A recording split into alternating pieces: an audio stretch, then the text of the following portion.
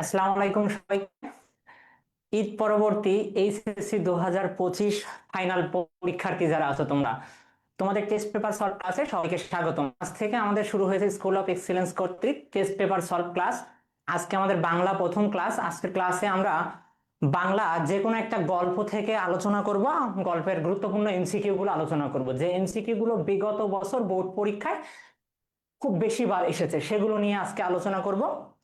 পাশাপাশি আমরা বাংলা দ্বিতীয় পত্রে আজকে একটা পরীক্ষা হয়েছিল তোমাদের, তোমরা জানো যে ব্যাকরণের যে পরীক্ষাটা হয়েছিল, ওই পরীক্ষার সলভ আমরা দিব। তো মোটামুটি বলা যায় 10টার মতো মডেল টেস্ট তোমাদের হবে, টেস্ট পেপার সলভ ক্লাসও হবে 10টা। তোমরা যদি এই পরীক্ষাগুলো ঠিক মতো দিতে পারো এবং সলভ ক্লাসগুলোতে ভালোভাবে অংশগ্রহণ করো, আমরা আশা করি যে তোমাদের বোর্ড পরীক্ষায় ইনশাল্লাহ শতভাগ কমন থাকবে। তো আজকের ক্লাসে আমরা মেইনলি কথা বলবো হচ্ছে অপরিচিতা নিয়ে। আজকের ক্লাসে বাংলা প্রথম পত্রের টপিক হচ্ছে আমাদের অপরিচিতা। আমরা অপরিচিতার কাহিনী নিয়ে আসলে খুব একটা বেশি কথা বলবো না আজকে ক্লাসে। আজকে আমরা দেখবো যে অপরিচিতায় বিগত বোর্ড পরীক্ষাগুলোতে কোন এমসিকিউ গুলো বেশি এসেছে, সেই এমসিকিউ গুলো আমরা প্র্যাকটিস করব। আর আশা করি এই এমসিকিউ গুলো ভালো করে প্র্যাকটিস করলে আমরা আমাদের যে সামনে যে পরীক্ষা চলে আসছে, পরীক্ষায় খুব ভালোভাবে কমন পাবো। তো আমরা প্রথমে অপরিচিতার এমসিকিউ গুলো সলভ করবো, তারপর আমাদের যে বাংলা পরীক্ষা হয়েছিল আজকে দ্বিতীয় পত্র, সেটার সলভ দেখবো। তো শুরু করা যাক। আমরা টোটাল এমসিকিউ দেখবো আজকে। অপরিচিতা থেকে আমরা টোটাল এমসিকিউ দেখবো 30টার মতো। আমাদের প্রথম এমসিকিউ, রবীন্দ্রনাথ ঠাকুর কত খ্রিস্টাব্দে জন্মগ্রহণ করেন। আমাদের এই ক্লাসগুলো হচ্ছে এইচএসসি লেভেলের ক্লাস, সেজন্য এখানে আমরা খুব বেশি তথ্য জানবো না, যেগুলো এইচএসসি পরীক্ষায় আসার মতো শুধু সেই তথ্যগুলো জানবো। প্রথম অপশন দেওয়া আছে 1838, এটা ভুল। পরের অপশন দেওয়া আছে 1841, দেখো 1841 না, 1841 যে দেওয়া আছে এটা কিন্তু ভুল। কিন্তু আমরা জানি 1941-এ কিন্তু কি হয়, রবীন্দ্রনাথ মারা যান।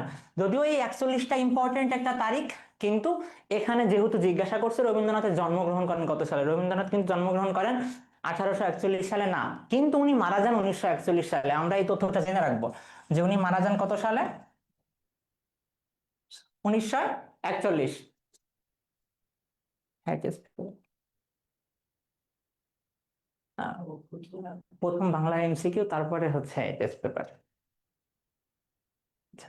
তো সঠিক উত্তর হচ্ছে 1861। আমরা জানি যে 1861-তে 1861 সালে রবীন্দ্রনাথ জন্মগ্রহণ করেন। তো একের উত্তর অনেকে অনেকে যে 7 মে, হ্যাঁ 7 মে উনি জন্মগ্রহণ করেন। দেখো আমাদের বোর্ড পরীক্ষায় এত ডিপলি প্রশ্ন আসবে না কবি পরিচিতি থেকে, আমাদের জাস্ট নর্মালি সালটা মনে রাখতে পারলেই হবে। তারিখ দুই একজনের মনে রাখা যায়, সবার দরকার নেই। পরবর্তী এমসিকিউ, অপরিচিতা গল্পে কার ভাষাটি অত্যন্ত আর্ট ছিল। এখানে 4টা অপশন দেওয়া আছে, শম্ভুনাথ বাবু, হরিশ, বেনু দাদা আর কল্যাণী। সবাই উত্তর করতেছো সি সি, কেউ উত্তর করছে ক। আচ্ছা, যে ক উত্তর করছো, শম্ভুনাথ বাবুর ভাষা কি আর্টস? দেখো আমরা এই চরিত্রগুলো সম্পর্কে একটু জানি। শম্ভুনাথ বাবু কে ছিল বলতো? ছিল আমাদের কল্যাণীর বাবা। কল্যাণীর বাবা। ওনার পেশা কি ছিল? উনি পেশায় ছিলেন ডাক্তার। ওনার বয়স কেমন ছিল? 40-এর কিছু এপারে বা ওপারে ছিল। ওনার ভাষা আর্ট এরকম কোনো তথ্য কিন্তু আসলে বলা নাই। তারপর আছে হরিশ। হরিশের কি ছিল বলতো? হরিশের সরস রসনার গুণ ছিল। সরস রসনার গুণ ছিল। পাশাপাশি বলা হতো কি, হরিশ কি আসর জামাইতে অদ্বিতীয়। আসর জামাইতে অদ্বিতীয়। আসর জমাইতে অদ্বিতীয় বলতে বোঝায়, আমাদের ফ্রেন্ড সার্কেলে দেখবা এমন কিছু কিছু ফ্রেন্ড আছে যারা থাকলে কি পুরো আড্ডাটা তারা জমায় রাখে, পুরো আড্ডাটা তারা জমাইতে পারে। ঠিক আমাদের হরিশ কিন্তু এমন একজন মানুষ ছিল। এই হরিশ সম্পর্কে আরো তথ্য আমরা জানি। হরিশ কোথায় কাজ করত? কানপুরে কাজ করত। কানপুরে কাজ করত। এখন আমাদের বইয়ে কিন্তু কোথাও বলা নাই যে আসলে তার ভাষাটা অত্যন্ত আর্ট ছিল। আর্ট ভাষা ছিল কার? আর্ট ভাষা ছিল বেনু দাদা। বেনু দাদা কে ছিল? অনুপমের পিস্তুত ভাই। অনুপমের পিস্তুত ভাই, তার ভাষাটা কেমন ছিল? আর্ট ছিল।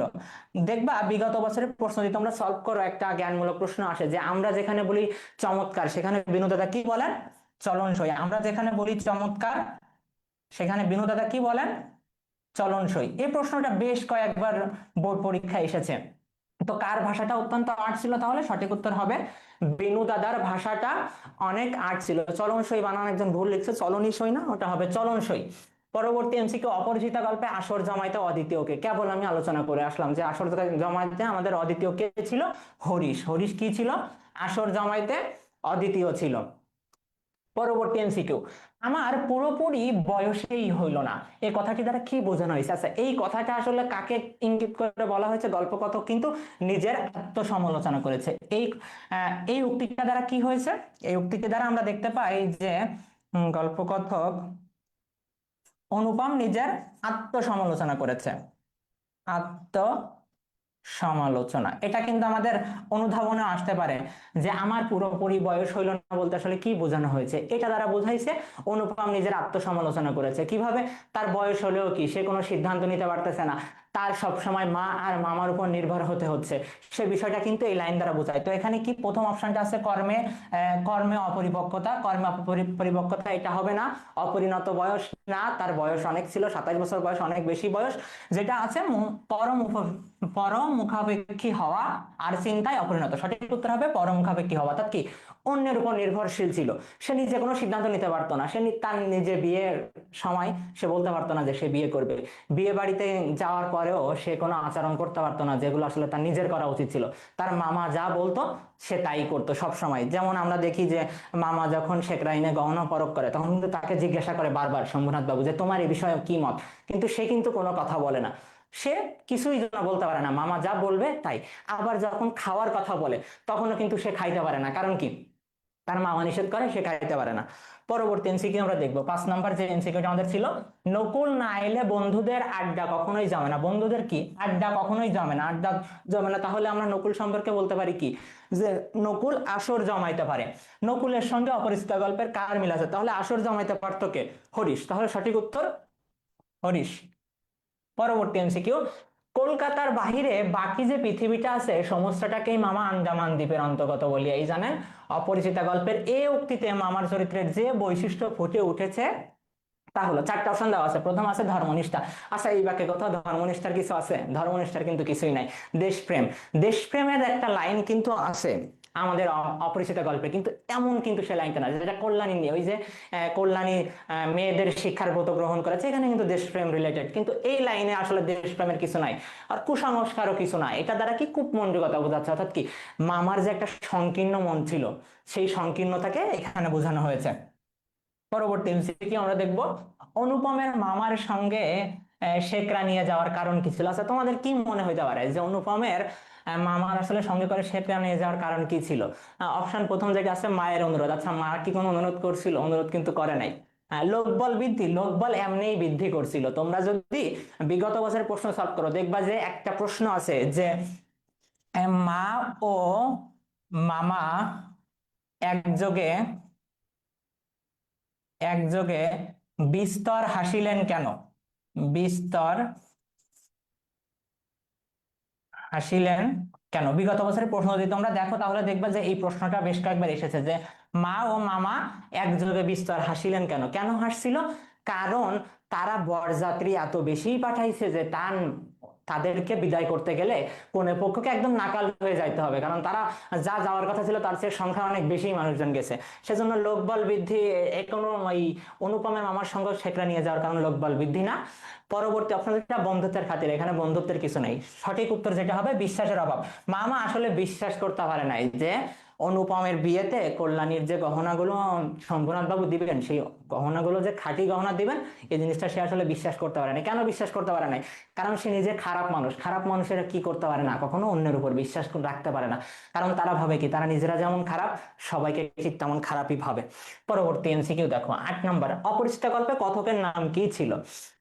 খুব সহজ একটা প্রশ্ন, এই প্রশ্নটা খুব সম্ভবত কুমিল্লা বোর্ডে এসেছে 22 সালে। এত সহজ প্রশ্ন কিন্তু বোর্ড পরীক্ষা আসবে, তোমরা যদি একটু মাথা ঠান্ডা করে এমসিকিউ উত্তর করতে পারো দেখবা যে খুব সহজে কিন্তু ভালো রেজাল্ট করা সম্ভব। কথক কে ছিল? অনুপম। পরবর্তী এমসিকিউ, তিনি কোনো মতেই কারোর কাছে ঠকিবেন না, তিনি বলতে কাকে বোঝানো হয়েছে? আচ্ছা, এখানে তিনি বলতে কাকে বোঝানো হয়েছে? যে অনেকেই উত্তর করছো মামা এ এ দেখো, তিনি কোনো মতেই কারোর কাছে ঠকিবেন না বলতে কার কথা বোঝানো হয়েছে? মামাকে বোঝানো হয়েছে। তিনি কারোর কাছে ঠকিবেন না, এজন্য কি মামাকে কি বলা হয়েছে? মামা হচ্ছে মামা গর্বের সামগ্রী। গর্বের সামগ্রী কার গর্বের সামগ্রী? অনুপমের পরিবারের গর্বের সামগ্রী। কারণ কি, যত জায়গা আছে অনুপমদের, যত বিষয় আশা আছে, সবকিছু মামা দেখেন, আর সবকিছুতে কি মামা তার কর্তৃত্ব জাহির করতে পারেন। তো সেজন্যই মামাকে বলা হয় কি তার পরিবারের একটা গর্বের সামগ্রী। আর পাশাপাশি তিনি কি কারোর কাছে ঠকিবেন না। পরবর্তী এমসিকিউ আমরা দেখবো 10 নম্বর। তবে আপনাদের গাড়ি বলিয়া দিই উক্তিটিতে কি প্রকাশ পেয়েছে শম্ভুনাথ বাবুর? আচ্ছা, এই কথাটা আসলে কোন প্রসঙ্গে বলেছিলাম আমরা আগে একটু জানি, যে আপনাদের গাড়ি বলিয়া দিই। আমরা জানি যে বিয়ের আগে কিন্তু শম্ভুনাথ বাবু বলেছিল মামাকে যে আপনারা কি এই খাওয়ার গ্রহণ করার কথা বলেছিল। তো খাওয়ার গ্রহণের কথা বললে মামা সেখানে বলে সে কি কথা লগ্ন, এভাবে একটা কথা আছে, সে কি কথা লগ্ন, অর্থাৎ বিয়ের আগে তো আসলে খাইতে বসে না, বিয়ের পরে খাওয়ার কথা। কিন্তু তারপরেও শম্ভুনাথ বাবু যেহেতু বারবার বলতেছে, সেহেতু কিন্তু মামারা খেতে বসেছিল। কিন্তু খেতে বসলেও খাওয়া যখন হয়ে গেল তখন কি বললো, যে তাহলে এবার আপনাদের গাড়ি বলিয়া দিই, আমরা গরিব মানুষ, আমরা কি আপনাদের যথাযথ আপ্যায়ন করতে পারি নাই, গাড়ি বলিয়া দিই। এবার আবার মামা পাল্টা প্রশ্ন করে যে ঠাট্টা করিতেছেন নাকি। আবার তখন কে উত্তর দেয়? শম্ভুনাথ বাবু, যে ঠাট্টা তো আপনি করিয়া সারিয়াছেন, ঠাট্টা সম্পর্ককে স্থায়ী করিবার ইচ্ছা আমার নেই। তখন কিন্তু বলে যে গাড়ি বলিয়া দেওয়ার কথাটা কিন্তু ওইখানে আছে। তো গাড়ি বলিয়া দিই মানে কি, প্রত্যাখ্যান করতেছে যে তাদের সাথে আর মেয়ে বিয়ে দিবে না, এই জন্য বলতেছে গাড়ি বলিয়া দিই, প্রত্যাখ্যান সঠিক উত্তর। আর নিয়ামুল কিন্তু প্রত্যাখ্যান বানান ভুল লিখছো, পয়রা ফোলা হবে।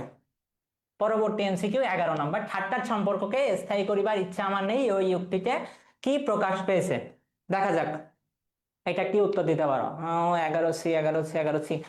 প্রথম যে অপশন আছে দুর্বলতা, আচ্ছা এইটা দ্বারা কি কোনো দুর্বলতার কিছু আছে? দুর্বলতা তো নাই, সে তো বলিষ্ঠতার সাথে বলছে যে ঠাট্টা সম্পর্কে আমার স্থায়ী করিবার ইচ্ছা নেই। পরে যেটা আছে বদান্যতা, বদান্যতা মানে কি উদারতা।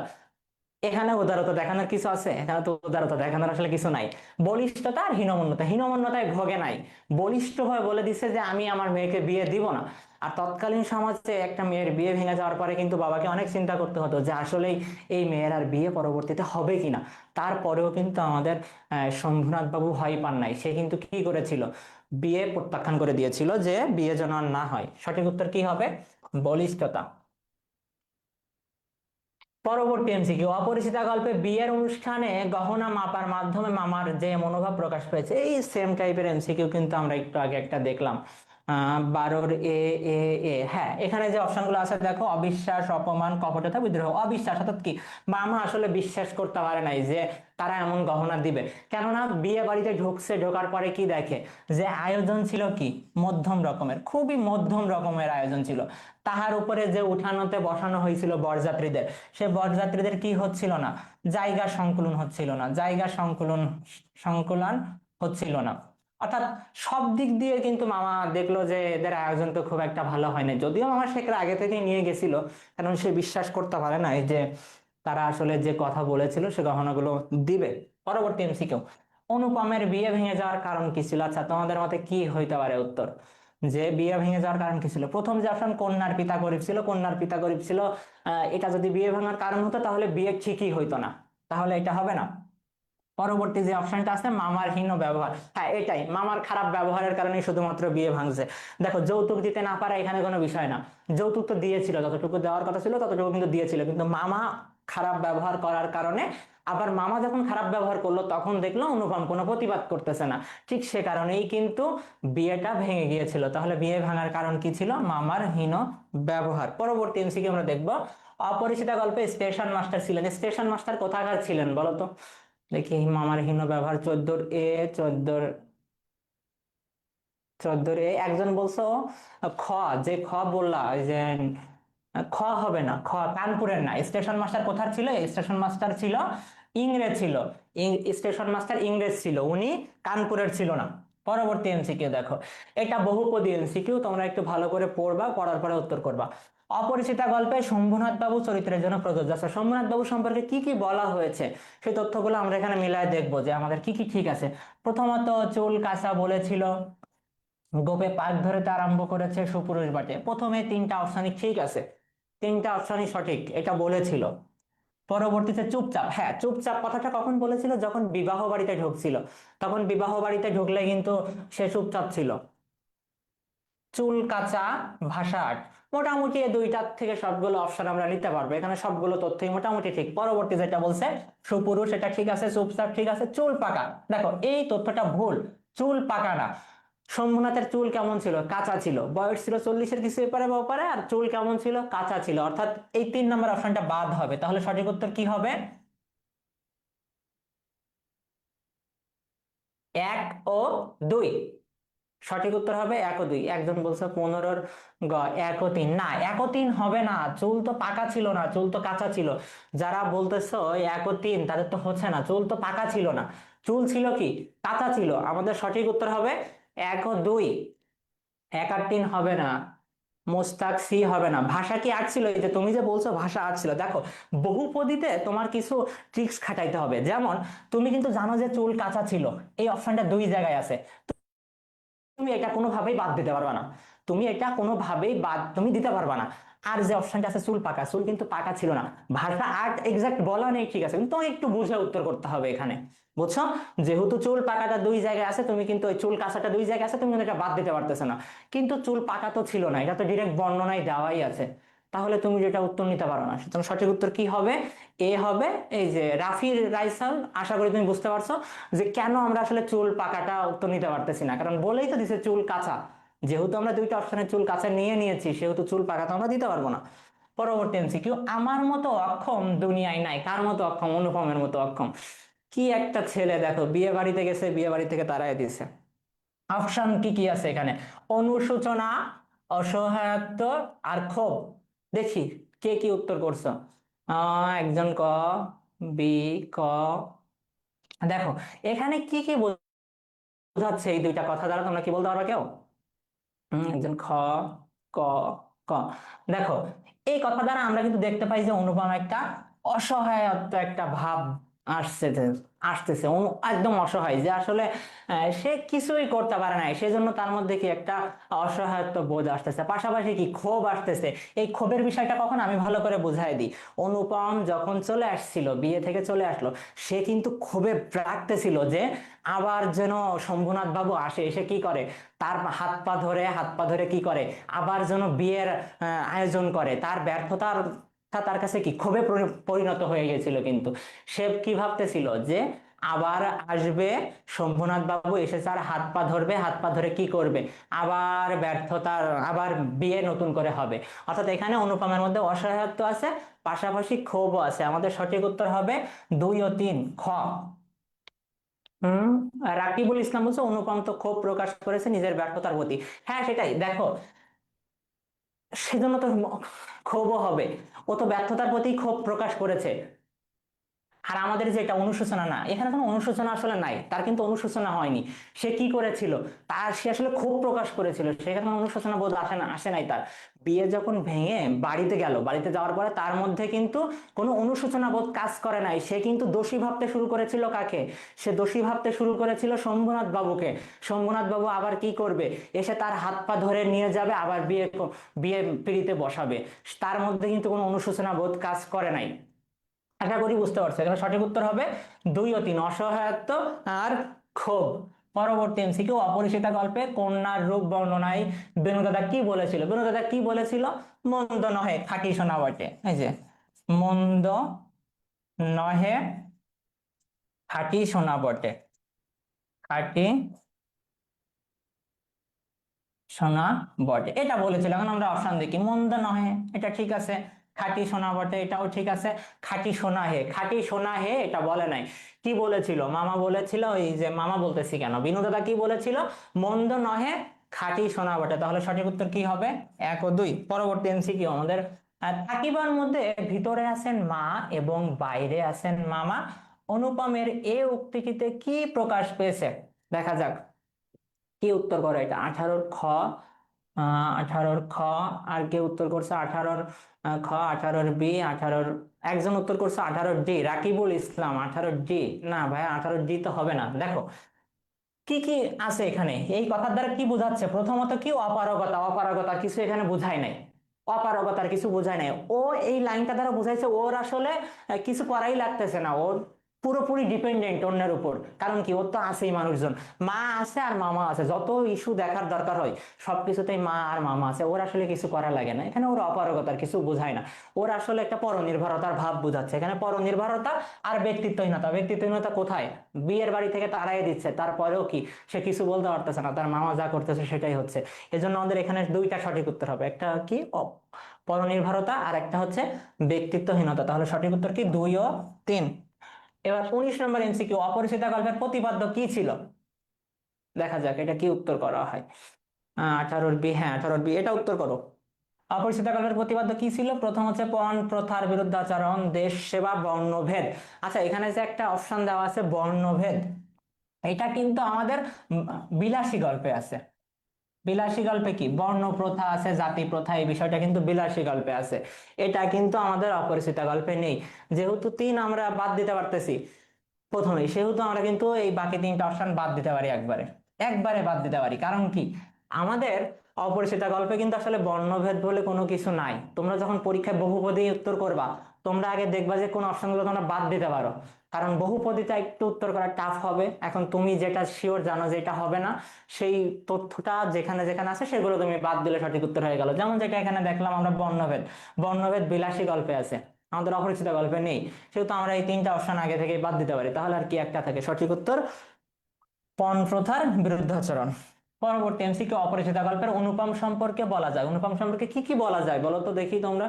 স্যার, বহুপদীতে থাকা শব্দগুলোর অর্থ বুঝতে অনেক সমস্যা হয়, অনেক ক্ষেত্রে সবগুলো একই মনে হয়। দেখো, সবগুলো একই মনে হয় বিষয়টা এমন না, সবগুলো আলাদা আলাদা মিনিং আছে। তোমরা কি করো জানো, যখন বহুপদী সলভ করো, তোমরা দেখো যে গাইডে এই এই উত্তর দেওয়া আছে, হ্যাঁ এই হতে পারে, কিন্তু তুমি এভাবে সলভ করবে না। তুমি যখন বহুপদী সলভ করবা, দেখবা যে 2-3টা নতুন শব্দ তুমি দেখতে পাচ্ছ। এই নতুন শব্দগুলো কি করবো, তোমাদের সবার কাছে ফোন আছে, ফোনে তোমরা যদি বানান আন্দোলন নামে একটা অ্যাপস আছে, দেখবা বানান আন্দোলন। এখানে তোমরা কি পারবা, প্রত্যেকটা শব্দের অর্থ জানতে পারবা, কোন ভাষার শব্দ, এগুলো জানতে পারবা। তো বহুপদীতে যে শব্দগুলো থাকবে যে তুমি আসলে অর্থ জানো না, তুমি আগেই সার্চ করে দেখবা যে আসলে এই শব্দটার অর্থ কি। তুমি যদি অর্থটা জানো তাহলে দেখবা খুব সহজে উত্তর করতে পারতেছো। তোমরা কি করো না, তোমরা অর্থ জানো না, এমনি বুঝে শুনে প্রশ্ন দেখে দেখে অনুমান করে পড়ো। শুধু অনুমান করলে পড়লে হবে না, আমাদের কি যে শব্দের অর্থ আমরা জানবো না, সেই শব্দের অর্থ আমাদেরকে জেনে নিতে হবে। অপরিচিত গল্পের অনুপম সম্পর্কে কি বলা যায়? অনুপম ব্যক্তিত্বহীন। আর কতবার বলবো আমরা এই কথা, সে আসলে একটা ব্যক্তিত্বহীন চরিত্র ছিল, পরনির্ভরশীল ছিল। দুইটাই সঠিক। অপরিণামদর্শী না, সে অপরিণামদর্শী এরকম কিছু নাই। অপরিণামদর্শী কি, যে সে যদি অপরিণামদর্শী চিন্তা ভাবনা করতোই, তাহলে সে কি করতো না, সে অন্যের উপর নির্ভরশীল থাকতো না, সে অন্যের উপর নির্ভরশীল থাকতো না। সঠিক উত্তর কি হবে? 1 ও 2। পরবর্তী এমসিকিউ 21, কল্যাণীর বিয়ে ভঙ্গের কারণ কি ছিল? এই এমসিকিউটা খুব সুন্দর একটা এমসিকিউ, এটা আসছে খুব সম্ভবত সিলেট বোর্ডে। দেখা যাক, তোমরা দেখি কে কে উত্তর করতে পারো এটা। 21-এর বি, 21-এর বি, 21-এর বি, 21-এর বি, দেখা যাক কি কি আছে অপশনে। অনুপমের অসহায়ত্ব, শম্ভুনাথের আত্মমর্যাদা, মামার হীন মানসিকতা। তোমাদের কি মনে হয় এখানে কি উত্তর হতে পারে? আচ্ছা, যারা উত্তর করতেছো বি, দেখো একটা বিষয় আমি তোমাদেরকে ভালো করে বলি। যখন বিয়ে বাড়িতে গেল, ভালো করে বোঝার চেষ্টা করবে তোমরা। শেকরা নিয়ে আসলো মামা, মামা কি করলো, কনের গহনা পরখ করতে চেয়েছিল। তখন কিন্তু আমাদের শম্ভুনাথ বাবু জিজ্ঞাসা করেছিল, কাকে জিজ্ঞাসা করেছিল? অনুপমকে, যে তোমার মামা আহ কনের গহনা পরখ করতে চায়, তোমার এই বিষয়ে কি মত? সে কিন্তু কোনো কথা বলে নাই। শম্ভুনাথ বাবু কি ভেবেছিল, হয়তো তার স্ত্রীর গহনা পরখ করতে যাচ্ছে, সে এখানে বাধা দিবে, কারণ এটা তো একটা অযৌক্তিক কাজ হচ্ছে, সে এ কাজে অবশ্যই বাধা দিবে। কিন্তু সে কি করে নাই, সে কিন্তু এ কাজে কোনো বাধা দেয় নাই। তখনই কিন্তু শম্ভুনাথ বাবু বুঝে ফেললো যে একে যদি আমি মেয়ে বিয়ে দিই, আমার মেয়ে তো ভালো থাকবে না। কারণ কি, যার মধ্যে কোনো ব্যক্তিত্বই নাই, যে কোনো সিদ্ধান্তই নিতে পারে না, একটা অযৌক্তিক কাজকে রুখে দিতে পারে না, তার সাথে আসলে কেন মেয়ে বিয়ে দিবে? তো অনুপমের অসহায়তার কারণে, এটা সঠিক উত্তর, এখানে সঠিক। অসহায়তার কারণে বিয়ে দেয় নাই, বিয়ে ভেঙে গেছিল এই জন্য। কারণ কি, অনুপম যদি অসহায় না হতো, অনুপম যদি ব্যক্তিত্ববান হতো, তাহলে অবশ্যই বিয়ে হতো। পরবর্তী যে অপশনটা আছে, শম্ভুনাথের আত্মমর্যাদা, শম্ভুনাথের মধ্যে আত্মমর্যাদা ছিল, এটা আমরা সবাই জানি। যারা উত্তর করতেছো ডি, উত্তর করতেছো একটু ডি দেখো। পরের যে অপশনটা, মামার হীন মানসিকতা, দেখো মামার হীন মানসিকতা ছিল, মামার হীন মানসিকতা ছিল, এটা মানতে হবে। কিন্তু অনুপমের মধ্যে যদি পৌরুষত্ব থাকতো, সে যদি কি করতে পারতো, তার মামা যখন শেখরা নিয়ে আসলো পরখ করতে, গহনা পরখ করতে, সে যদি গহনা পরখ করতে বাধা দিত, তাহলে কি হতো, বিয়েটা ভাঙতো না। শম্ভুনাথ বাবু বিয়ে দিত তার মেয়েকে, কিন্তু সে কি করতে পারে নাই, সে কিন্তু প্রতিবাদ জানাইতে পারে নাই। তো এখানে মামার হীন মানসিকতা, শুধু মামার মানসিকতা আসলে বিয়ে ভাঙার কারণ নাই, কারণ সংসার তো আর মামা করবে না, এখানে মামা কোনো বিষয় ছিল না। অনুপম যদি মামার বিরুদ্ধে গিয়ে গহনা পরখ করা বন্ধ করতে পারতো, তাহলে কি হতো, তাহলে বিয়েটা ভাঙতো না। এখানে সঠিক উত্তর হবে 1 ও 2। এটা মোটামুটি সবাই ভুল করছে, এখানে সঠিক উত্তর হবে 1 ও 2। মামার হীন মানসিকতার কারণে আসলে এখানে বিয়ে ভাঙা উত্তর হবে না, এখানে অনুপমের অসহায়ত্ব উত্তর হবে, আর শম্ভুনাথের আত্মমর্যাদা। আমি আবারও বলি, তোমরা বুঝতে পারছো কিনা দেখো, অনুপমের অসহায়ত্ব, অনুপম যদি অসহায় না থাকে, যদি আত্মনির্ভরশীল মানুষ হতো, সে যদি নিজের, আচ্ছা স্যার আমাদের বইয়ে তো অপরিচিত গল্পে সংক্ষেপিত আছে, তাহলে এরপরে কি আর এদের বিয়ে হয়েছিল? না, এরপরে আর এদের বিয়ে হয় নাই, আর বিয়ে কেন হবে? তারপরে দুইজন ওইভাবেই চলে গেল, বুঝছো, এদের বিয়ে হয় না যতটুকু জানি, আমার পুরোটা পড়া হয় নাই আসলে কখনো, অতটা আগ্রহ আমার জন্মায় নাই অপরিচিতার পরে যে তাদের আসলে বিয়ে হয়েছে কিনা। কিন্তু যতটুকু জানি বিয়ে মনে হয় হয় নাই, কারণ যে মেয়ে এত কষ্টের পরেও বিয়ে করলো না, সে মেয়েকে আর পরে বিয়ে করবে? বিয়ে করে নাই। আশা করি তোমরা এটা বুঝতে পারছো। দেখো, বিয়ে মামার হীন মানসিকতার কারণে শুধু বিয়ে ভাঙে নাই, এখানে মামার হীন মানসিকতা বিষয় না। মামা যে গহনা পরখ করতে চেয়েছিল, তখন যদি আমাদের অনুপম বাধা দিত, তাহলে কি এই বিয়েটা ভাঙতো না। সেজন্য এখানে সঠিক উত্তর হবে 1 ও 2, অর্থাৎ ক। আমাদের পরবর্তী এমসিকিউ, কল্যাণীর বাবার পাত্রপক্ষকে বিদায় করে দেওয়ার অন্তর্নিহিত কারণ কি ছিল?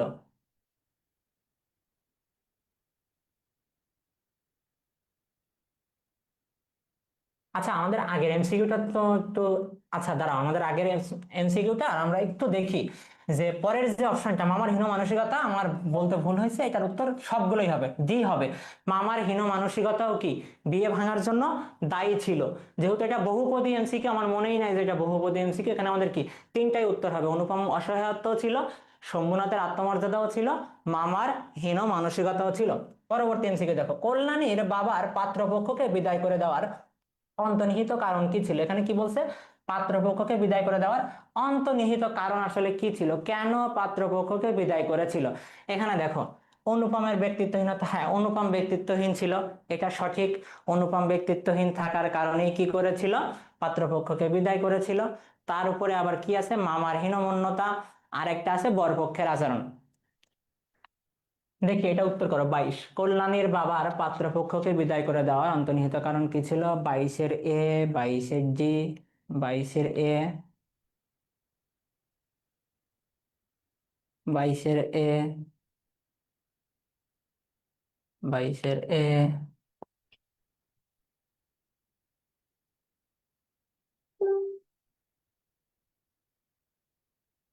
22-এর এ, 22-এর এ। দেখো, অনুপমের ব্যক্তিত্বহীনতার কারণেও পাত্রপক্ষকে বিদায় করেছিল, পাশাপাশি কি ছিল, মামার হীনমন্যতা ছিল, মামার যে আচরণ, এজন্য। আরেকটা অপশন যে আছে বরপক্ষের আচরণ, এখানে বরপক্ষের আচরণ আসলে ওরকম কিছু ছিল না যা দিয়ে করতে হবে। বরপক্ষ খারাপ আচরণ কখন করেছিল, যখন বিয়ে ভেঙে গেছিল, তখন কিন্তু বরপক্ষ আসার সময় কি করেছিল, ঝাল লুণ্ঠন ওলট পালট করে, এগুলো কিন্তু বিয়ে ভাঙার পরে করেছিল বরপক্ষের আচরণ। বরপক্ষের আচরণের কথা কোথাও বলা নেই, বরপক্ষের আচরণ, এই যে সঠিক উত্তর তুমি বলছো, বরপক্ষের আচরণ, বরপক্ষের আচরণ খারাপ কখন হয়েছিল, যখন বিয়ে ভেঙে গিয়েছিল, তখন বরপক্ষের আচরণ খারাপ হয়েছিল, কারণ ঝাল লুণ্ঠন ওলট পালট করে বরপক্ষ চলে এসেছিল।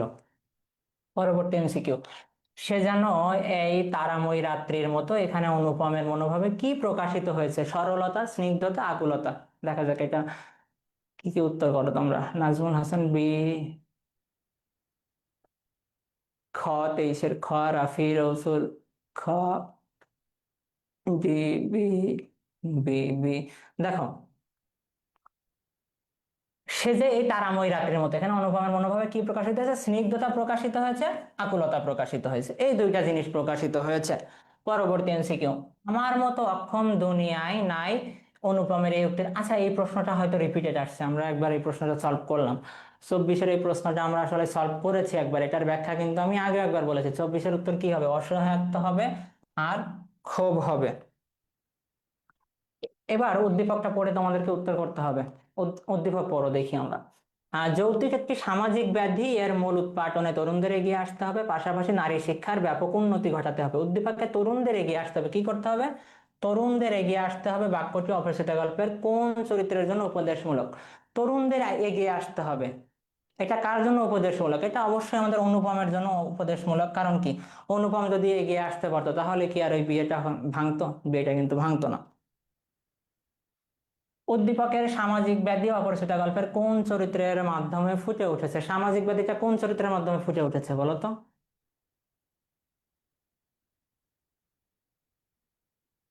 মামা মামা মামা, হ্যাঁ, মামার মাধ্যমে ফুটে উঠেছে। পিতৃহীন দীপুর চাচাই ছিলেন পরিবারের একমাত্র কর্তা। পরিবারের কর্তা দীপু শিক্ষিত হলেও তার সিদ্ধান্ত নেওয়ার ক্ষমতা ছিল না। কি ছিল? দীপু শিক্ষিত ছিল, কিন্তু তার কি ছিল না?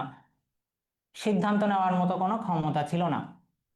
চাচা তার বিয়ের উদ্যোগ নিলেও কি যৌতুক নিয়ে বাড়াবাড়ি করার কারণে কন্যার পিতা অপমানিত বোধ করে বিয়ের আলোচনা ভেঙে দেন। দীপু মেয়েটির ছবি দেখে মুগ্ধ হলেও তার চাচাকে কিছুই বলতে পারে না। অনুপমের পুরো কপি। অনুপম কিছুই বলতে পারে না, ঠিক আমাদের দীপুরও একই অবস্থা। দীপুর চাচার সঙ্গে, এখানে বলছে দীপুর চাচার সঙ্গে কার মিল আছে, তাহলে দীপুর চাচার সঙ্গে মামার মিল আছে। কারণ কি, মামাকেও যেমন কিছু বলতে পারে নাই মামার কথার বাইরে অনুপম, ঠিক তেমনি এখানে দীপুও তার চাচার কথার বাইরে কিছুই বলতে পারে নাই। পরবর্তী এমসিকিউ দেখো, উক্ত চরিত্রের মধ্যে প্রাধান্য পেয়েছে কি?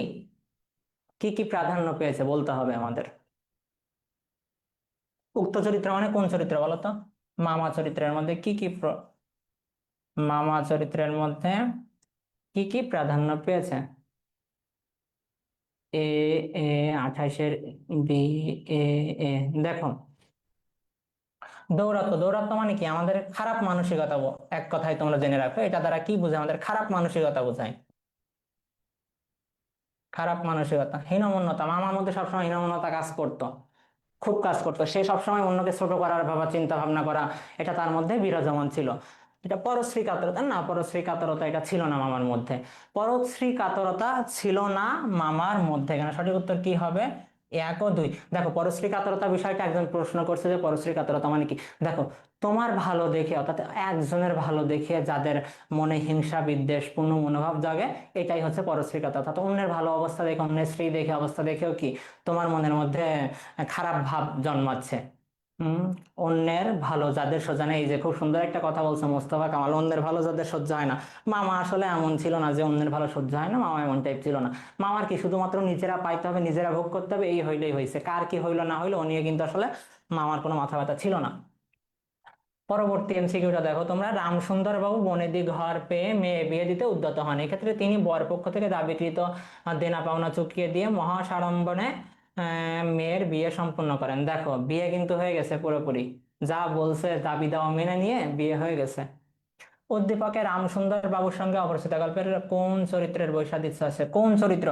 দেখো, এখানে আমাদের রামসুন্দর বাবু সব দাবি দাওয়া মেনে নিয়ে বিয়ে শাদী দিয়ে দিছে, কিন্তু আমাদের আহ শম্ভুনাথ কি বিয়ে দিয়েছিল? বিয়ে কিন্তু দেয় নাই। তো কোন চরিত্রের বৈসাদৃশ্য আছে? শম্ভুনাথ। পরবর্তী এমসিকিউ, উদ্দীপক ও অপরিচিত গল্পে ফুটে উঠেছে কি? কি কি ফুটে উঠেছে বলো তো? কুসংস্কার তো আছে, যৌতুক একটা কুসংস্কার, আমরা জানি। পাশাপাশি এটা কি যৌতুক প্রথা? হ্যাঁ, যৌতুক প্রথা ফুটে উঠেছে। প্রতিবাদী চেতনা, আচ্ছা উদ্দীপকে কি কোথাও প্রতিবাদী চেতনা ফুটে উঠেছে? অপরিচিত গল্পে প্রতিবাদী চেতনা ছিল, কিন্তু উদ্দীপকে কিন্তু কোথাও প্রতিবাদী চেতনা আমরা দেখি না। কারণ কি, মেয়েও রাজি, বাবাও রাজি, বিয়ে হয়ে গেছে, তাহলে এই অপশনটা বাদ। সঠিক উত্তর কি হবে? 1 ও 2। পরবর্তী এমসিকিউ, শাকিল সাহেব শিক্ষিত মানুষ। শাকিল শিক্ষিত মানুষ, তার আত্মসম্মানবোধ প্রখর। মেয়ে শিরিনের বিয়েতে নিজের অনিচ্ছা সত্ত্বেও সাধ্য অনুসারে কি বরপক্ষের যৌতুকের দাবি পূরণ করতে রাজি হন, কিন্তু উচ্চশিক্ষিত শিরিন যৌতুকে অসম্মতি জানিয়ে এ বিয়ে প্রত্যাখ্যান করে। বাবা বিয়ে দিতে চেয়েছিল যৌতুক দিয়ে, কিন্তু মেয়ে কি হয় নাই, রাজি হয় নাই। উদ্দীপকের শাকিল সাহেব অপরিচিত গল্পে কার সাথে তুলনীয়? শাকিল কার সাথে? অনুপমের মামা, মা, শম্ভুনাথ বাবু। দেখো, একই টাইপের প্রশ্ন। এটার উত্তর কি? শম্ভুনাথ বাবু। আমরা যদি বোর্ডের বেশ কয়েকটা প্রশ্ন সলভ করি, দেখবা যে তোমরা এমনিই উত্তর করতে পারতেছো। কারণ কি, বোর্ডের প্রশ্নগুলো ম্যাক্সিমাম রিপিটেড হয়। শিরিনের সাথে কল্যাণীর মিল কোথায়? উভয়ই শিক্ষিত। হ্যাঁ, শিক্ষিত কথা বলা আছে। উভয় ব্যক্তিত্ব সম্পন্ন। আর একটা অপশন আছে কি, বাবার আজ্ঞাবাহী। আচ্ছা, বাবার আজ্ঞাবাহী কি ছিল? বাবার আজ্ঞাবাহী কি ছিল আমাদের? শিরিন কি বাবার আজ্ঞাবাহী? শিরিন কিন্তু বাবার আজ্ঞাবাহী না, বাবার কথা উপেক্ষা করে দিছে, বিয়ে করে নাই, তাহলে কি আজ্ঞাবাহী হবে? হবে না, এটা বাদ। তাহলে সঠিক উত্তর কি হবে? এক ও দুই। এবার বাংলা দ্বিতীয় পত্র। বাংলা দ্বিতীয় পত্র, আশা করি যে তোমরা যে পরীক্ষা দিয়েছো মডেল টেস্ট, আমরা প্রত্যেকটা প্রশ্ন এখন সলভ করব। ব্যাকরণে যে 30 মার্কের যে পরীক্ষা তোমাদের হয়েছিল সেটা এখন আমরা সলভ করব। আমাদের প্রথম যেটা ছিল সেটা হচ্ছে উচ্চারণ। উচ্চারণ সলভ করব আমরা। এখানে আমাদের 8টা শব্দের উচ্চারণ দেওয়া আছে। 8টা শব্দের মধ্যে যে কোনো 5টার উচ্চারণ আমাদেরকে লিখতে হবে। এখন তোমরা যদি বিগত বছরগুলোর প্রশ্ন ভালো করে সলভ করো, দেখবা যে পরীক্ষায় তোমরা হুবহু কমন পাচ্ছ। এগুলো আসলে খুবই সহজ একটা বিষয়। বাংলা দ্বিতীয় পত্রের ব্যাকরণ অংশে নাম্বার তোলা খুবই সহজ, খুবই সহজ, খুবই সহজ। কেননা এখানে বিগত বছরের প্রশ্নগুলো বারবার রিপিট হয়। প্রথম যে প্রশ্নটা আছে আমাদের, প্রথম যে শব্দটা অকৃতজ্ঞ, দেখো এটার উচ্চারণ কি হবে? অকৃতজ্ঞ।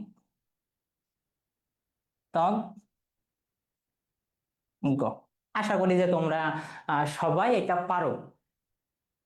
স্যার আমি তো 8টা করে লিখছি, কারণ বলছিল না যে কয়টা করে লিখতে হবে। আচ্ছা, থাক, সমস্যা নেই, তুমি 8টা লিখছো, ভালোই হয়েছে, সমস্যা নেই, কিন্তু পরীক্ষায় 5টা করে লিখতে হবে, বুঝছো?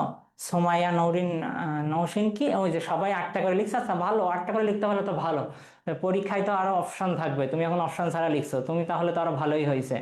পরের যেটা, আচ্ছা, আমাদের রাইসুল লিখছো অদ্বিতীয়, হয় নাই, কিন্তু তোমার কিন্তু হয় নাই। এটা কি হবে দেখো, শব্দের মধ্যে বা শেষে যখন বফলা থাকে, অনেক ক্ষেত্রে কি হয়, বফলা অনুচ্চারিত থাকে, বয়ের কোনো উচ্চারণ হয় না, কিন্তু বফলা যে শব্দের সাথে থাকে ওই শব্দটা কি হয়, দ্বিত্ব উচ্চারণ হয়। এটা কি হবে? অদ্বিতীয়। ও, নূর, হ্যাঁ নূরের হইছে। এবার পরেরটা রি। আমরা কি জানি উচ্চারণের ক্ষেত্রে, যদি রি থাকে, রি এর পরিবর্তে কি হবে? রয় রশ্মি হবে। এই শব্দটা কি আছে? ঋগ্বেদ। ঋগ বেদ। ঋগ বেদ। দেখো তোমরা একটা জিনিস সবসময় মাথায় রাখবা, যে হর্ষ চিহ্ন যেন বাদ না যায়। হর্ষ চিহ্ন বাদ পড়লে কিন্তু পরীক্ষায় নাম্বার হবে না। মনে করে হর্ষ চিহ্ন কিন্তু অবশ্যই দিতে হবে। ঐশ্বর্য, দেখো এই ওই শব্দটা যদি আমরা ভাঙি, এটা কিন্তু এভাবে ভাঙা যায়, অরস্বই। তাহলে এটা কি আছে? ঐশ্বর্য।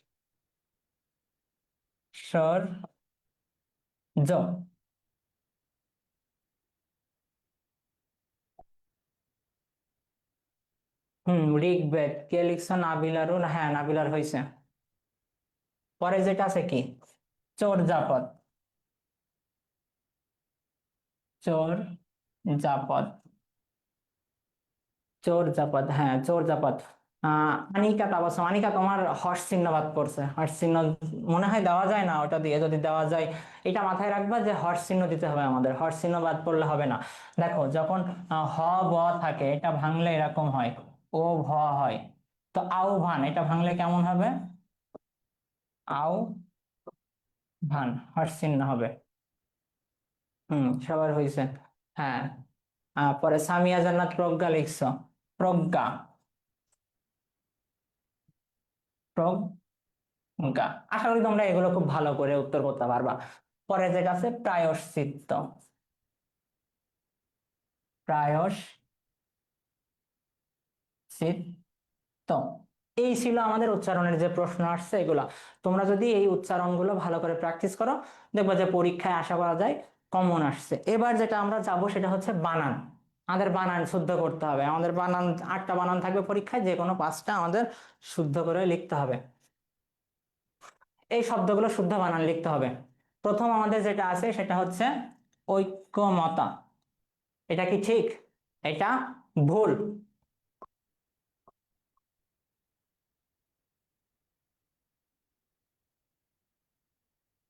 একজন লিখছে ঐকমত, না ঐকমত হবে না, ঐকমত্য হবে।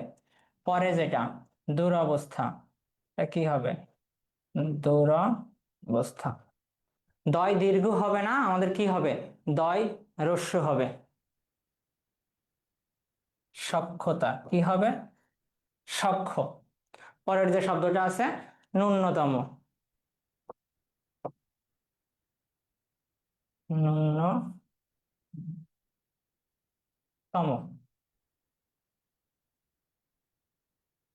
শিরোচ্ছেদ।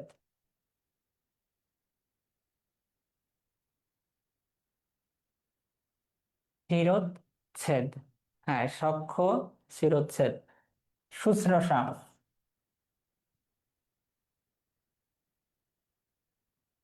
শুশ্রূষা। সংবর্ধনা। সংবর্ধনা। স্বাগত। সুস্বাগত হবে না, কি হবে? স্বাগত। এবার আমরা ব্যাকরণিক শব্দ শ্রেণীর প্রশ্ন সলভ করব। ব্যাকরণিক শব্দ শ্রেণী থেকে আমাদের 8টা আসছিল, 8টার মধ্যে আমাদের যে কোনো 5টার উত্তর করতে হবে। শুশ্রূষা বানানে ভুল কোথায়? দেখো, শুশ্রূষা বানান, এখানে কি আছে? তালব্য বসা রস্য আছে, তারপরে এই তালব্য বসা এখানে কি আছে? রস্য আছে। এখানে রস্য হবে না, এখানে দীর্ঘ হবে। রফলা হবে, দীর্ঘ হবে, আকার হবে। পরবর্তী ব্যাকরণিক শব্দ শ্রেণীতে আমরা যাই। প্রথমটা, তুমি যে আমার কবিতা, এটা কি হবে? সামিয়া জান্নাত সর্বনাম, সর্বনাম নূরে জান্নাত। তুমি, এই তুমি কে? জানি না আমরা, কেউ একজন, কোন একজন মানুষ হবে। এটা কি? সর্বনাম। 2 নম্বর কি হবে? চলো কোথাও ঘুরে আসি, চলো কোথাও একটু ঘুরে আসি। কোথাও, এটা কি হবে? দুই কি হবে? কোথাও কি হবে? কোথাও, এটা সর্বনাম। 3 নম্বর, রিয়াদ ও রহিম দুই ভাই। রিয়াদ ও রহিম দুই ভাই কি হবে? মোস্তফা কামাল। তোমরা যারা লিখতেছো, তোমরা একটু কত দাগের উত্তর করতেছো, এটা লিখলে ভালো হয়, বুঝতে সুবিধা হয়। রিয়াদ ও রহিম দুই ভাই, এটা কি হবে? ও কি হবে? যোজক। 4 নম্বর অপশন, ভালোবাসা সবাই পায় না। কেমন বাসা? ভালোবাসা। তাহলে এই ভালোটা কি এখানে? বিশেষণ।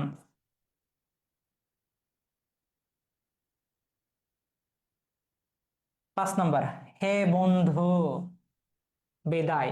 দেখি, উত্তর করো। চার বিশেষণ, চার বিশেষণ, চার বিশেষণ, হে বন্ধু বিদায়, এটা কি? আবেগ শব্দ, আবেগ শব্দ।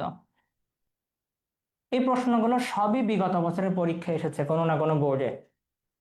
যেমন কর্ম তেমন ফল, যেমন তেমন, এটা কি? সাপেক্ষ সর্বনাম।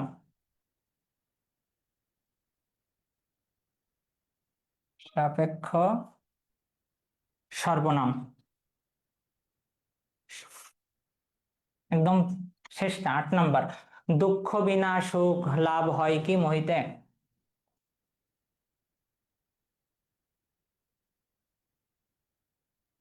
বিনা অনুসর্গ। এই ছিল আমাদের ব্যাকরণিক শব্দ শ্রেণীর যে 8টা প্রশ্ন ছিল। এই 8টা প্রশ্ন, 8টা না 7টা প্রশ্ন ছিল। 7টা প্রশ্নের সমাধান আমরা এখানে দিলাম। তুমি যে আমার কবিতা, এখানে তুমি কি বিশেষের পরিবর্তে ব্যবহৃত হয়েছে সর্বনাম। চলো কোথাও, কোনো জায়গার কথা বলছে? বলে নাই, আমরা জানি না। সর্বনাম। রিয়াদ ও, তৎ কি সংযোজিত করে, যেগুলো আমাদের বিয়োজিত করে ও এবং আর, এগুলো কি? যোজক। ভালোবাসা, কেমন বাসা? ভালোবাসা একটা বিশেষের একটা গুণ, তাহলে কি হবে? বিশেষণ হবে। হে বন্ধু বিদায়, আবেগ শব্দ। যেমন কর্ম তেমন ফল, যেমন তেমন কি? সাপেক্ষ সর্বনাম। দুঃখ বিনা সুখ লাভ হয় কি মহিতে, কি এটা? অনুসর্গ। পরবর্তী প্রশ্নগুলো আমরা দেখবো। আর নিচের শব্দগুলোর ব্যাস বাক্য সহ সমাসের নাম। দেখি, সবচেয়ে তোমাদের পরীক্ষায় যে প্রশ্নটা সবসময় আসে, দম্পতি, সেটা কিন্তু 1 নম্বরে দেওয়া হয়েছে। পরীক্ষা বোর্ড প্রশ্ন দেখলে আমরা দ্বন্দ্ব সমাস থেকে যদি প্রশ্ন দেখি, দম্পতি থেকে প্রশ্ন আমরা দেখবই। দম্পতি থেকে প্রশ্ন আমরা দেখবো। ওই যে অনেকে উত্তর করছো, মুস্তফা কামাল, সামিয়া জান্নাত। হ্যাঁ, দম্পতি কি হবে? জায়া ও পতি। জায়া ও পতি, এটা আমাদের কোন সমাস?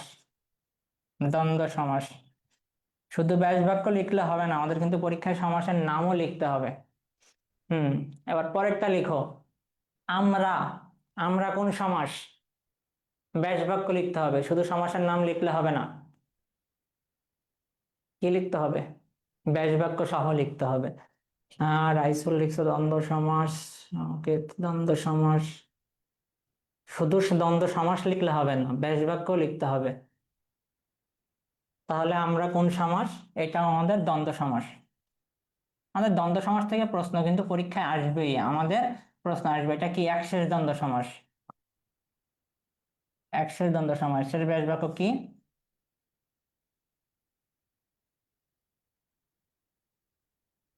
আমি তুমিও সে। আমি তুমিও সে। আচ্ছা, পরবর্তী, তিমির বিদারি, এটা কোন সমাস বলো তো? বলেই দিই, এটা উপপদ তৎপুরুষ সমাস। উপপদ, উপপদ তৎপুরুষ সমাস কোনগুলো হয়? আমরা ম্যাক্সিমাম ক্ষেত্রে যেগুলো কি এক কথায় প্রকাশ করা যায় সেগুলো কি হয়? উপপদ তৎপুরুষ সমাস হয়। এখন এটার ব্যাস বাক্য লিখো, তিমির বিদারি, এটার ব্যাস বাক্য কি হবে? তিমির বিদারি, তুমি আমিও সে, আমি তুমিও সে, ওটা হয়ে গেছে। তোমরা এবার লিখবা তিমির বিদারি, এর ব্যাস বাক্য কি? আনিকা, আমি তুমিও সে দ্বন্দ্ব, সে তুমি আমি দ্বন্দ্ব। হম, এই যে একজন লিখছে, মোস্তফা কামাল ঠিক হয়েছে, তিমির দূর করে যে, তিমির দূর, তিমির বিদারিটা আহ,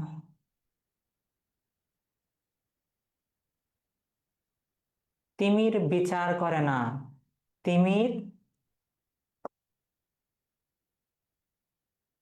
তিমির বিদীর্ণ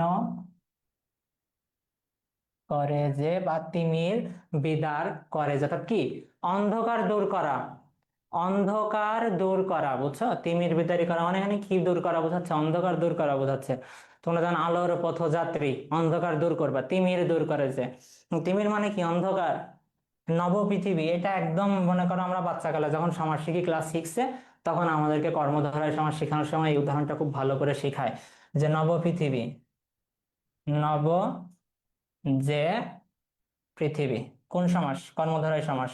নব যে পৃথিবী, কর্মধারয় সমাস। মৃদু মন্দ কোন সমাস? মৃদু মন্দ কোন সমাস? দেখি, তোমরা তো আটটা করেই লিখছো, যেহেতু এটাও লেখার কথা। মোস্তফা কামাল, নব যে পৃথিবী, নব যে পৃথিবী, ইমরোজ মিম, নব যে পৃথিবী, এটা উত্তর করো। মৃদু মন্দ কোন সমাস? কোন সমাস এটা? কর্মধারয় সমাস। কোন সমাস? কর্মধারয় সমাস। এটার ব্যাস বাক্য কি? এটা কি কেউ উত্তর করো নাই? হ্যাঁ, মৃদু ও মন্দ তো দ্বন্দ্ব সমাস হয়ে গেল, হয় নাই তো? না না, হয় নাই, মৃদু ও মন্দ হয় নাই, হয় নাই। দেখো, এটা কি কর্মধারয় সমাস। যা মৃদু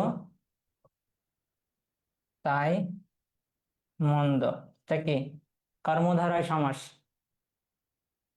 পরবর্তী, শতাব্দী, সমাহারের দিকে হয় কি সমাস? শত, শতাব্দী, শত অব্দের সমাহার, এটা কি সমাস? দ্বিগু সমাস। আর দুইটা বাকি আছে, একটা হচ্ছে মৌমাছি, আর একটা হচ্ছে প্রভাত। মৌমাছি কোন সমাস? হ্যাঁ, এখন লিখতেছো যে শতাব্দী সমাহার, সুন্দর। তাহলে কয়টা দেখলাম আমরা? একটা, দুইটা, তিনটা, চারটা, পাঁচটা, ছয়টা। এবার মৌমাছি, দেখি কে কি উত্তর করো। নিকাতা বাৎস, মধু আহরণ করে যে মাছি, মধু।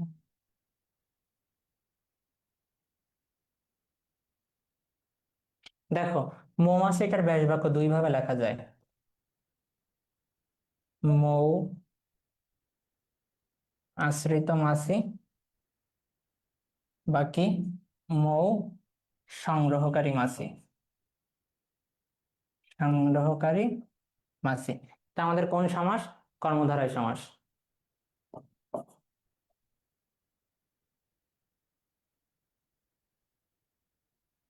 পরবর্তী যেটা, প্রভাত।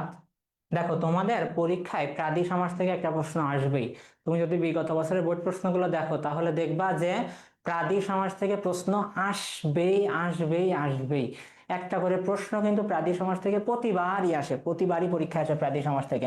তো প্রাদি সমাসের ম্যাক্সিমাম যে প্রশ্নগুলো আসে, আমরা কি দেখি যে উপসর্গ দিয়ে কিন্তু এভাবে শুরু শুরু হয়েছে, এই শব্দগুলো এভাবে আসে। প্রভাত, এটা কি প্রাদি সমাস। এর ব্যাস বাক্য এভাবে লিখবা, প্রকৃষ্ট ভাত, অনেকেই আবার যেও লিখো প্রোজে ভাত, যাই লিখো সঠিক হবে, সমস্যা হবে না। এই প্রাদি সমাস থেকে আমাদের পরীক্ষায় কিন্তু প্রশ্ন আসবে। আমাদের কিন্তু দেখো আমাদের আটটা থাকবে, আটটাই তো আমাদের লিখতে হবে না, আমাদের যে কোনো পাঁচটা লিখতে হবে। এখন আমরা দ্বন্দ্ব সমাস থেকে যে কোনো দুইটা প্রশ্ন আমাদের থাকবে, কর্মধারায় থেকে থাকবে, আহ প্রাদি সমাস থেকে থাকবে, উপপদ তৎপুরুষ সমাস থেকে থাকবে। এগুলো আমরা যে কোনো পাঁচটা, যে পাঁচটা আমরা শিওর জানি যে আমাদের হচ্ছে, আমরা সেই পাঁচটা লেখার চেষ্টা করব। যেহেতু আমাদের ব্যাকরণে নাম্বার পাইতে হবে খুব বেশি, ফুল মার্কস পাইলে সেটা ভালো হয়। ব্যাকরণে ফুল মার্কস আর পারিভাষিকে ফুল মার্কস, টোটাল 40 পাইতে হবে সেটার। প্রথম 40 মার্কের 40 পাইতে হবে, কারণ কি এটা খুবই সহজ, যারা একটু পড়বে তারা পাবে। এবার বাক্য রূপান্তর করো। অনুগ্রহ করে পরিষ্কার করে বলুন, পাঁচটা বাক্য রূপান্তর করতে হবে। প্রথমটা কি? যৌগিক বাক্য। দেখি কে কি উত্তর করো। মুকিত হাসান প্রাদি সমাস, সামিয়া জান্নাত প্রাদি প্রভাত, সাইমা নুসরাত প্রজে ভাত, সাদিয়া প্রাদি সমাস। সমাসের প্রশ্ন হয়ে গেছে আমাদের, এবার বাক্য রূপান্তর। বাক্য রূপান্তর প্রথমটা কি? যৌগিক বাক্য। অনুগ্রহ করে পরিষ্কার করে বলুন। এখানে কিন্তু আমাদের এখানে দুইটা পার্ট আছে। কি কি পার্ট? একটা আছে অনুগ্রহ করে, আর একটা কি? পরিষ্কার করে বলুন। যৌগিক বাক্য করবো আমরা, কি করব? একটা অব্যয় পদ বসাই দিব, যোজক বসাই দিব, হয়ে যাবে কি? অনুগ্রহ করুন, অনুগ্রহ করুন এবং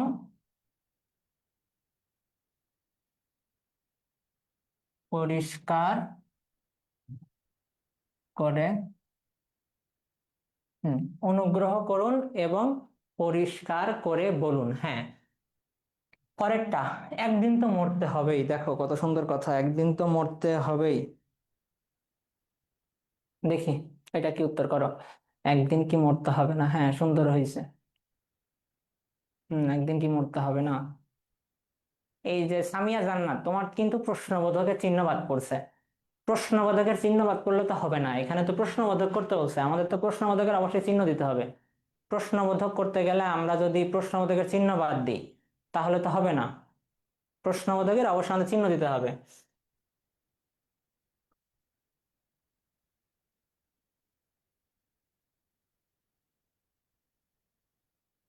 একজন ইংলিশে লিখছো, এরপর ইংলিশে লিখলে হবে এটা?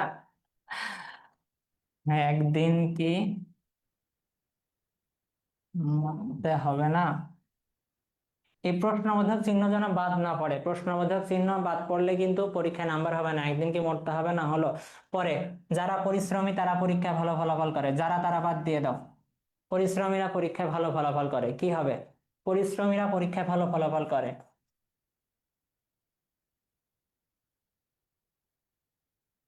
পরিশ্রমীরা পরীক্ষায়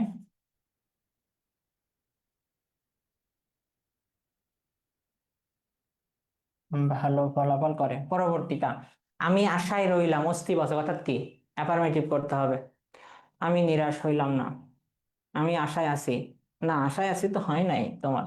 আমি আশায় রইলাম আর আমি আশায় আছি একই কথা। আমি নিরাশ হইলাম না। দেখি কে কি উত্তর করো। এটা উত্তর করো, 4 নম্বর। আমি আশায় রইলাম।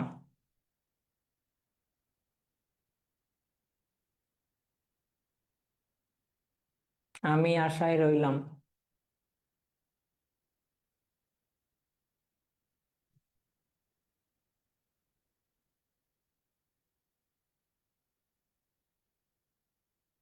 একজন লিখছে আমি আশায় রইলাম না, হইল না তো।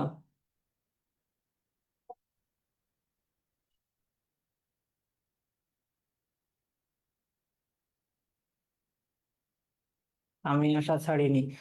আমি আশায় রইলাম, আমি আশা ছাড়িনি, হলো এটা? দেখি আর কে কি উত্তর করো।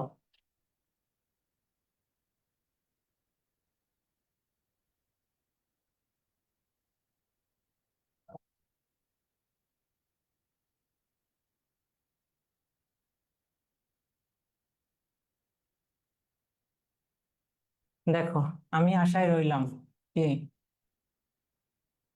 আমি আশা ছাড়িতে অপারগ। অর্থাৎ কি? আমি আশা ছাড়িতে অপারগ মানে কি? আমি আশা ছাড়িলাম না। ওকে, এখানে না কেন আনবো? তুমি যে যে লিখছো, অনেকে লিখছো যে আমি আশা ছাড়া, এখানে তো যাবে না, এখানে তোমার অস্তিবাচক করতে বলছে, আমার তো নেতিবাচক করতে বলে নাই যে আমি না আনবো। আমাকে তো অস্তিবাচক করতে বলছে। না কখন আনবো? যখন নেতিবাচক করতে বলবে। আমাকে তো বলছে অস্তিবাচক করতে, আমি আশা দিলাম মানে কি?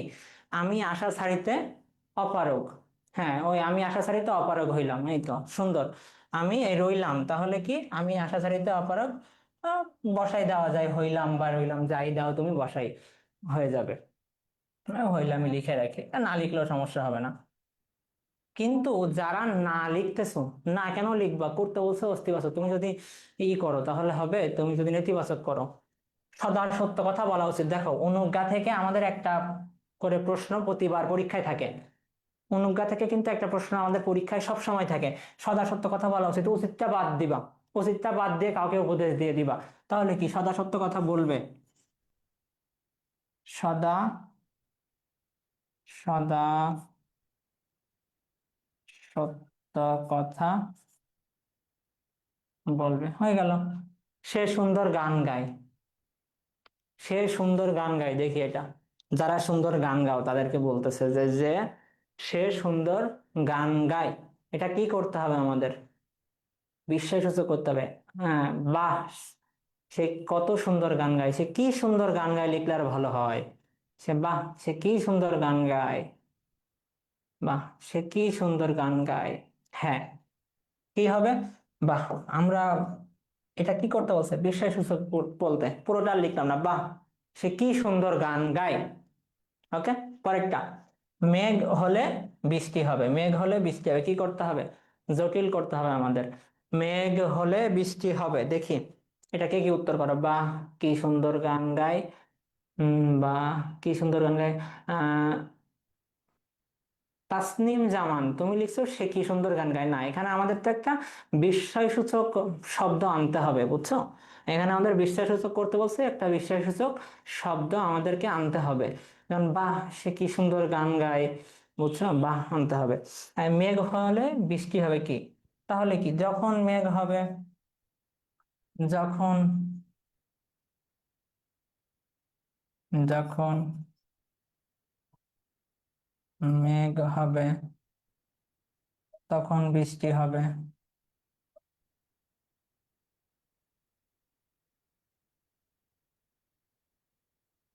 যখন মেঘ হবে, ওই যে যদি মেঘ হয় তবে বৃষ্টি, হ্যাঁ বোথ আর কারেক্ট, দুইটাই তুমি লিখতে পারো। যদি মেঘ হয় তবে বৃষ্টি হবে, যখন মেঘ হবে তখন বৃষ্টি হবে, দুইটাই তুমি লিখতে পারবা। তোমার এরূপ ব্যবহার করা উচিত না, আমরা পরেরটা লিখতেছি, তোমার এরূপ ব্যবহার অনুচিত। তোমার এরূপ ব্যবহার অনুচিত, দেখো এখানে নেতিবাচক করতে হবে। এটা কি করছিলাম আমরা? অস্তিবাচক।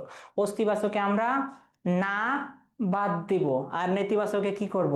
না অ্যাড করব। দেখি, তোমার এরূপ ব্যবহার অনুচিত, তাহলে কি তোমার এরূপ ব্যবহার উচিত নয়। তোমার এরূপ ব্যবহার উচিত নয়। হ্যাঁ, এই যে শুধু উচিত নয় লিখছে, এই তো খুব স্মার্ট ছেলে রাকিবুল ইসলাম। এটা শুধু উচিত নয় লিখে দিলেই হয়ে গেল সঠিক উত্তর। যদি তোমরা কিন্তু পরীক্ষায় সব লিখবা, তোমরা শুধু এতটুকু লিখবা না তো, যে আমার মতো বললা না যে উচিত নয় লিখে দিলাম হয়ে গেল। তোমাকে কি করতে হবে? পুরোটা লিখতে হবে, আচ্ছা? পরীক্ষায় কিন্তু পুরোটা লিখতে হবে, তোমার এরূপ ব্যবহার কি উচিত নয়। হুম, এবার বাক্য শুদ্ধ করে লিখো, দেখি কে কি উত্তর করো তোমরা। প্রথমটাই, ইহার আবশ্যক নাই। ইহার আবশ্যক নাই, আচ্ছা। বাক্য শুদ্ধের বিষয়ে কিছু কথা বলি। বাক্য শুদ্ধে কোন ভুলগুলো আমাদের থাকতে পারে? প্রথমত আমাদের থাকতে পারে বানান ভুল থাকতে পারে, শব্দের ভুল প্রয়োগ থাকতে পারে, তারপরে বাহুল্য দোষ থাকতে পারে। আবার কিছু কিছু এমন ভুল যেগুলো কি আসলে শুনতে এমন শব্দ ব্যবহার করলে আরো শ্রুতি মধুর হয়। তা, যেমন এখানে যে শব্দটা দেওয়া আছে না, আবশ্যক, এই আবশ্যক শব্দটা কিন্তু ভুল না, এটা কিন্তু ঠিক। কিন্তু এখানে আবশ্যকের জায়গায় যদি আমরা আবশ্যকতা লিখি, তাহলে শুনতে কি আরো শ্রুতি মধুর হয়। এই কারণেই এটা ভুল, বুঝছো? আমরা চেষ্টা করব কি, যে বাক্যকে যত শ্রুতি মধুর করা যায়। বাক্যকে কি করতে হবে আমাদেরকে? শ্রুতি মধুর করতে হবে। তাহলে ইহার আবশ্যক নাই, এখানে কি হবে উত্তর? ইহার আবশ্যকতা নাই। ইহার আবশ্যকতা নাই। দেখি পরেরটা কি উত্তর করো। আজীবন ধরে তোমার অপেক্ষায় থাকবো। আজীবন, এটার আজীবন ধরে তোমার অপেক্ষায় থাকবো।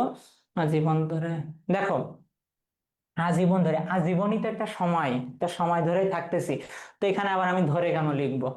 এখানে তো আমার ধরে লেখার কোনো দরকার নেই। আমি কি উত্তর হবে যে আজীবন তোমার অপেক্ষায় থাকবো, এখানে কি এই ধরে বাদ দিলেই হয়ে গেল, আজীবন তোমার অপেক্ষায় থাকবো। পরবর্তীটা দেখো, তার দু চোখ অশ্রু জলে ভেসে গেল। তার দু চোখ অশ্রু জলে, দেখো এই অশ্রু মানে কি? অশ্রু মানেই চোখের জল। তাহলে আমার কি আবার অশ্রুর সাথে আবার জল লেখার দরকার আছে? দরকার নাই তো। তাহলে কি, তার দু চোখ অশ্রুতে ভেসে গেল। তার দু চোখ অশ্রুতে ভেসে গেল। অশ্রু মানেই চোখের জল, তাহলে আমি আবার কেন জল লিখবো? লিখলে কি হলো, বাহুল্য হয়ে গেল। পরবর্তীটা দেখো, অধ্যক্ষ সাহেব সপরিবারে কক্সবাজারে বেড়াতে গেছেন। দেখো এখানে যে শব্দটা দেওয়া আছে,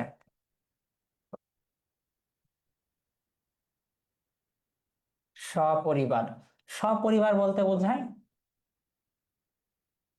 নিজ পরিবার, নিজ পরিবার। আর এই সপরিবার বলতে বোঝায়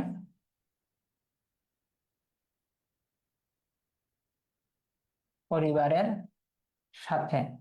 তাহলে অধ্যক্ষ সাহেব নিজ পরিবার কক্সবাজারে বেড়াতে গেছেন, নাকি অধ্যক্ষ সাহেব নিজ পরিবারের সাথে কক্সবাজারে বেড়াতে গেছেন? তাহলে কি হবে আমাদের? এই সপরিবারে কি হবে? শুধু সপরিবারে হবে। সপরিবারে দন্তসার নিচে কি হবে না? ব হবে না। পরবর্তীটা দেখো, বিদ্বানকে সকলে শ্রদ্ধা করে। এখানে আমাদের কি আছে? বিদ্বান বানান ভুল, এত সুন্দর একটা বানান ভুল করছে যা আসলে দেখতেই খারাপ লাগে। বিদ্বানকে সকলে শ্রদ্ধা করে, এখানে আমাদের ভুল কি? বিদ্বান বানানই তো ভুল। বিদ্বানকে সম্মান তো করবে, বানানই তো ভুল করছে। দৈন্যতা প্রশংসনীয় নয়। দেখি এটা উত্তর করো। হ্যাঁ, এটা কিন্তু আমরা দুই ভাবে উত্তর করতে পারি। দৈন্যতা প্রশংসনীয় নয়, এটা কিন্তু আমরা দুই ভাবে উত্তর করতে পারি।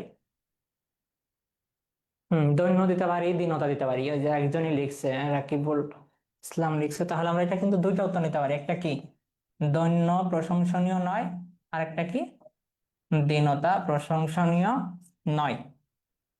আচ্ছা, পরবর্তীতে এ বিষয়ে কথা হবে। পরবর্তীতে এ বিষয়ে কথা হবে।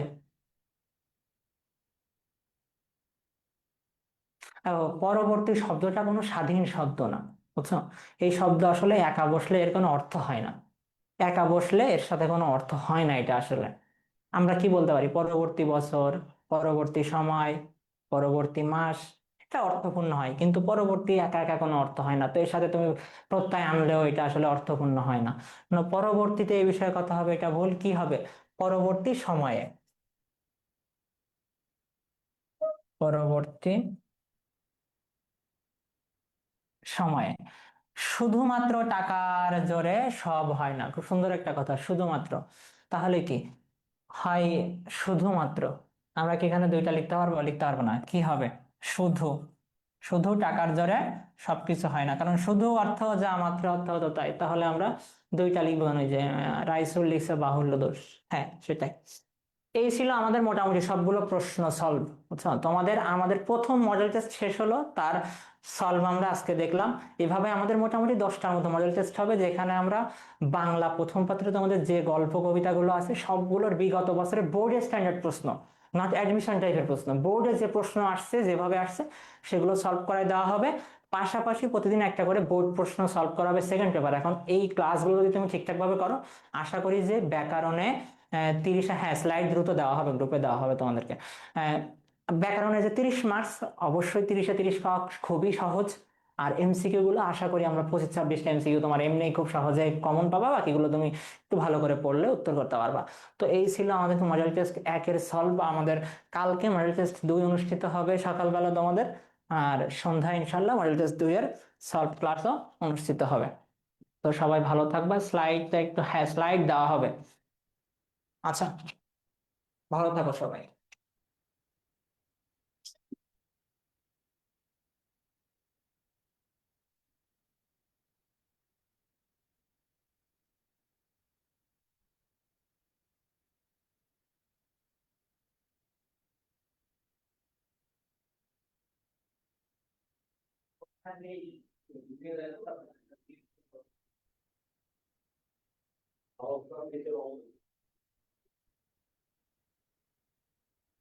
নিচে নিচে মাউসটা নিচে নিচে নিচে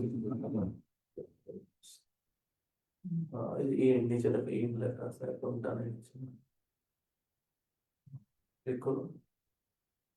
এই তুমি তো মাউস টিপতে ভয় পাবো ওটা না, তো ট্রেনিং দিতে হবে। বাম পাশেরটা ক্লিক করো। হ্যাঁ, হ্যাঁ,